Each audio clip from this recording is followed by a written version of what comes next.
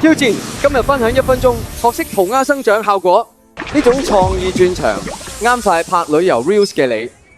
首先拍一條行過街道嘅片，喺最開頭未行入去畫面嗰陣 cap 圖，之後打開 Gemini 揀生成圖片，入翻頭先嗰條片，同埋揀幾張你中意嘅塗鴉風格，跟住打以下呢段提示詞，喺快速嗰度揀翻做思考，咁大約1分鐘就會得出一張有塗鴉嘅建築物相，之後打開 CapCut 或者其他做到手尾精影片嘅 AI 都可以，跟住揀翻 AI 影片多張相片，喺最開頭揀翻原先嗰張相，喺最後影相揀翻有塗鴉嗰張相。打以下呢段 prompt， 揀翻啱嘅模型，揀產生，之後就會得出一條由冇嘢到爆出塗鴉嘅片，之後 save 低，打開 edit， 入翻有塗鴉同原先嗰條片，原先嗰條片呢揀疊壓，將兩條片對齊，之後揀去背。自定手動選擇揀翻個人，再撳追蹤物件，咁就搞掂啦。如果想要片中嘅提示詞，可以喺 IG 留言30，我 DM 直接 send 俾你。